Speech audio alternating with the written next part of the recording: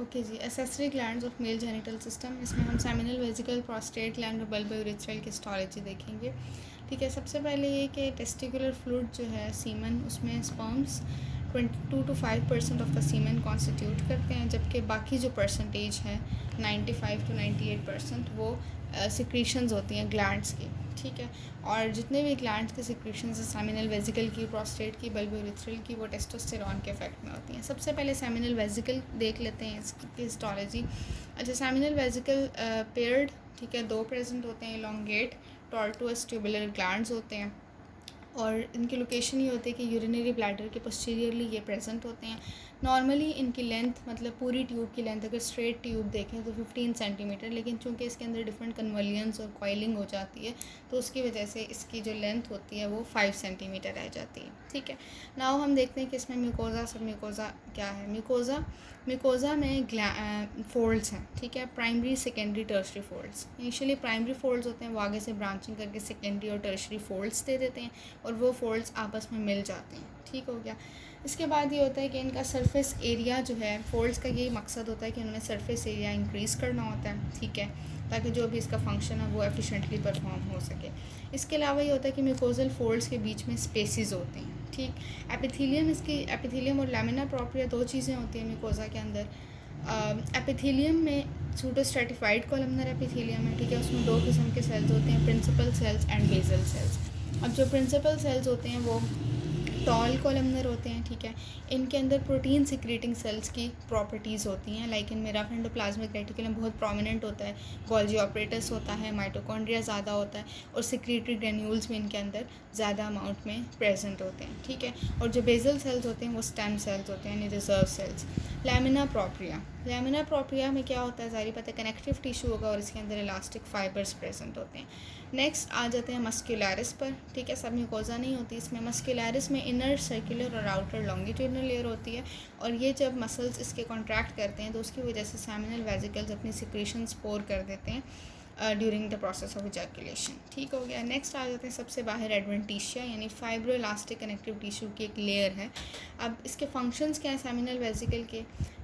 इसमें यह होता है कि इसमें जो भी कंपोजिशन है उसकी पीएच ज़्यादा होती है। ठीक है, तो उसका फंक्शन ये होता है कि विजाइना के अंदर एसिडिक पीएच को न्यूट्रलाइज़ करता है। ठीक है, दूसरा ये होता है कि फ्रुक्टोस इसके सिक्रीशन में प्रेजेंट होता है। फ्रुक्टोस का ये काम होता है उसने स्पर्म्स को एनर्जी प्रोवाइड करनी है। फिब्रिनोजन ने सीमेन की क्लॉटिंग करनी है, उसको विस्कस बनाना है। ठीक है, प्रोस्टाग्लैंडिन्स का ये काम होता है कि उन्होंने फीमेल जेनिटल ट्रैक के अंदर जो स्मूथ मसल हैं उनको उनकी रिदमिक कॉन्ट्रैक्शंस करवानी होती हैं ताकि स्पर्म की मोटिलिटी इंक्रीज़ हो सके टुवर्ड्स द ओवम। ठीक है, तो ये सेमिनल वेसिकल हो गया। इसकी हम लोग स्लाइड देख लेते हैं, ये इसकी स्लाइड है।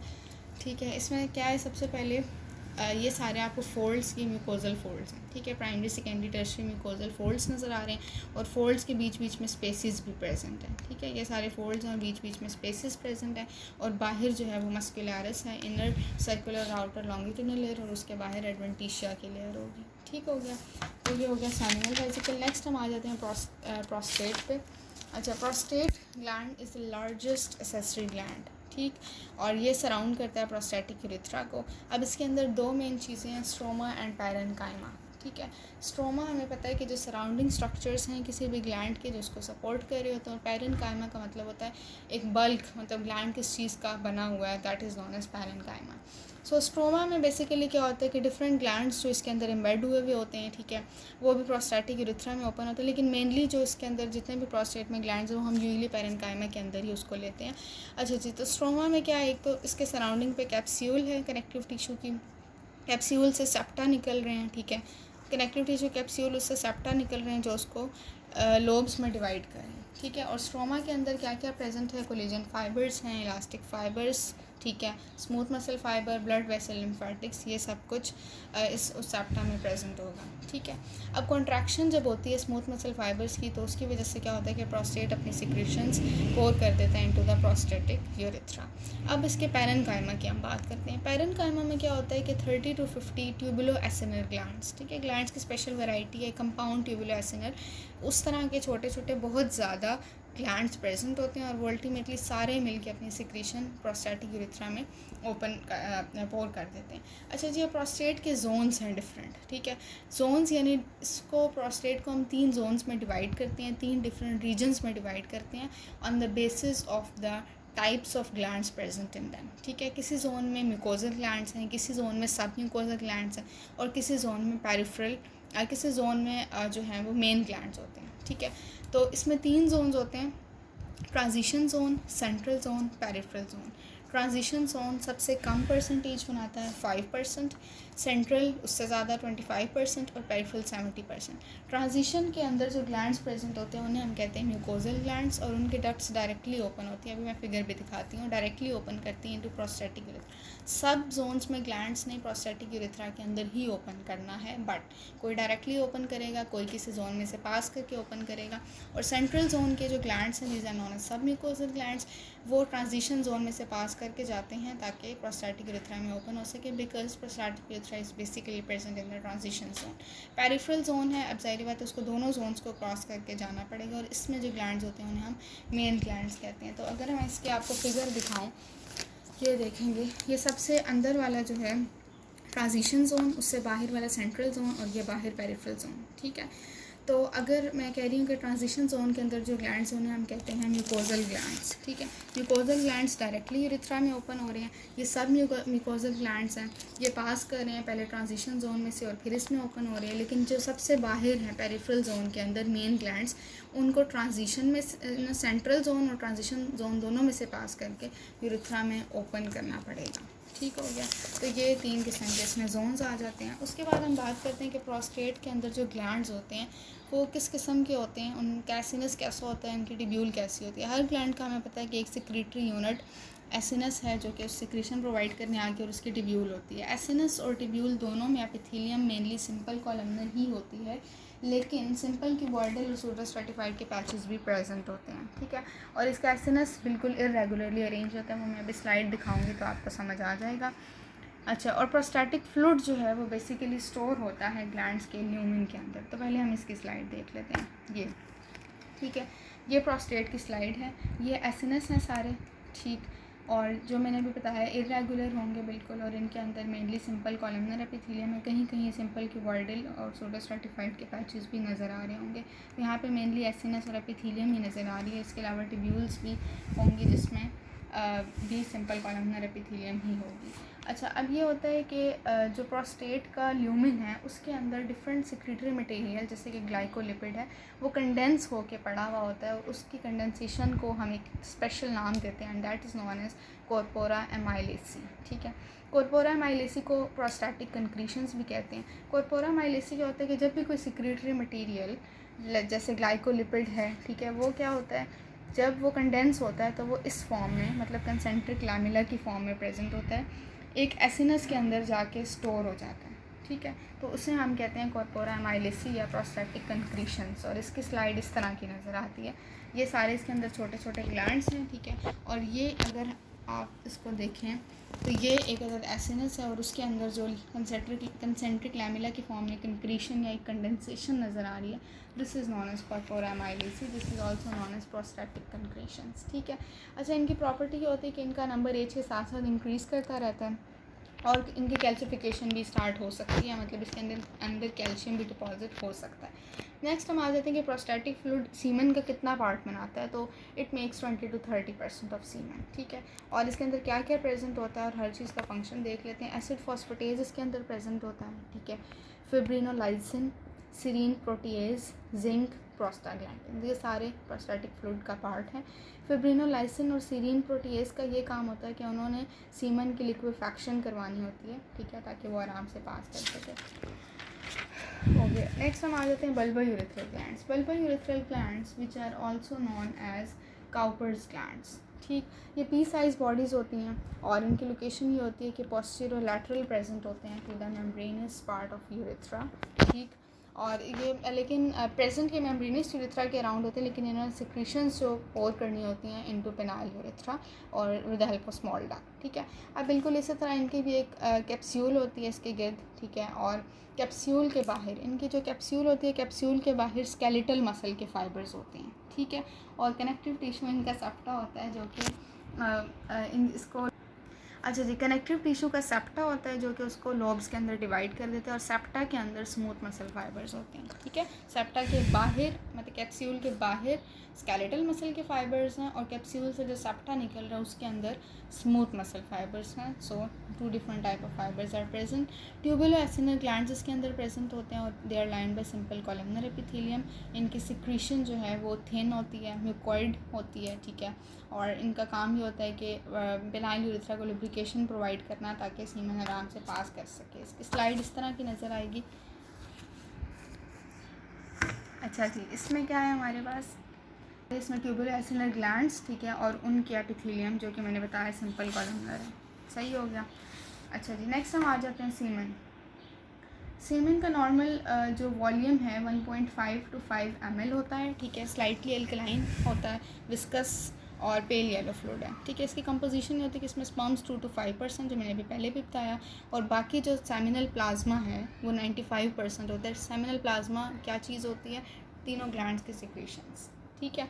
और 120 to 150 million sperms per millilitre के नॉर्मल काउंट है स्पर्म्स का। अच्छा, next we will start with external genital system. External genital system में यूरिथ्रा को यूरिनरी सिस्टम में पढ़ते हैं। So we are left with penis. अच्छा, पीनस में हमने ग्रॉस में देखा था जैसे कि 3 इरेक्टाइल टिश्यू होते हैं, कॉर्पोरा कैवर्नोसा, ठीक है, मतलब कि दोनों लैटरली, और बीच में कॉर्पोरा स्पॉन्जियोजम प्रेजेंट होता है, कॉर्पस स्पॉन्जियोजम। अच्छा, कॉर्पोरा कैवर्नोजम जो है वो डॉर्सली थे दोनों और वेंट्रली ये प्रेजेंट था। कॉर्पोरा कैवर्नोजा ने क्रस्ट बनाना था पीनस का और ग्लैंड्स पीनस बनाना था कॉर्पोरा स्पॉन्जियोजम ने। सही हो गया। हर इरेक्टाइल टिश्यू के गिर्द एक डेंस फाइब्रस कनेक्टिव टिश्यू होता है जिसे हम कहते हैं ट्यूनिका एल्बुगिनिया, ठीक। कॉर्पोरा कैवर्नोसा जो दोनों लैटरली प्रेजेंट होते हैं वो एक ही ट्यूनिका एल्बुगिनिया को शेयर करते हैं, और दोनों कॉर्पोरा कैवर्नोसा कॉर्पस कैवर्नोजम को कौन सेपरेट कर रहा होता है, there is septum which is known as intercavernous septum जो इन दोनों को सेपरेट कर रहा होता है। डिस्टली ये सेप्टम थोड़ा सा एब्सेंट होता है, मतलब कि ये अगर हमारे पास दोनों कैवर्नोजम है और ये स्पॉन्जियोजम है, ठीक है, तो ये डिस्टली थोड़ा सा ये सेप्टम, वैसे बीच में सेप्टम प्रेजेंट होता है, ठीक है, डिस्टली ये सेप्टम डिसअपियर हो जाता है क्योंकि ब्लड की सर्कुलेशन दोनों के अंदर करनी है, ठीक है। So they have a common circulation. Okay जी, कॉर्पस स्पॉन्जियोजम की भी अलग से ट्यूनिका एल्बुगिनिया होती है लेकिन वो थोड़ी सी थिन होती है, ठीक है। तो इसकी अगर मैं आपको स्लाइड दिखाऊँ तो ये देखेंगे, ये कॉर्पस स्पॉन्जियोजम है, ये कॉर्पस कैवर्नोजम है। ये दोनों सेम ट्यूनिका एल्बुगिनिया शेयर कर रहे हैं कि इनका इंटर कैवर्नस सेप्टम है और बीच में स्पेस खाली है जो कि ब्लड की कम्युनिकेशन, यहाँ पे सेम ब्लड फ्लो कर रहा है। अच्छा जी, इधर आ जाते हैं कॉर्पस स्पॉन्जियोजम, इसकी अपनी ट्यूनिका एल्बुगिनिया है बट ये थोड़ी सी थिन होती है as compare to tunica albuginea of corpora cavernosum. अच्छा, लेयर्स कौन कौन सी होती है, skin, superficial fascia, deep fascia, जैसे ऑलरेडी हमने डिस्कस कर चुके हैं ग्रॉस में, इसको थोड़ी सी रिवीजन है जस्ट। ये स्किन कैसी होती है, पीनस की थिन हेयरलेस होती है, sweat and sebaceous glands are present which are not associated with hair follicle. Superficial fascia में लूज कनेक्टिव टिश्यू है, ठीक है, और यही हमें पता है कि डार्टस मसल बना देता है around the scrotum. Deep fascia को बक्स फेशिया भी कहते हैं और ये आउटर टू ट्यूनिका एल्बुगिनिया प्रेजेंट होता है।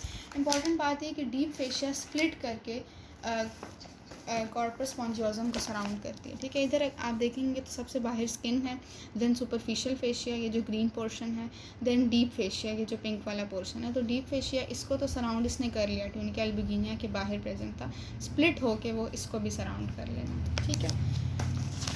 ओके, नेक्स्ट हम आ जाते हैं इरेक्टाइल टिश्यू के ऊपर कि इसका इरेक्टाइल टिश्यू किस तरह का होता है।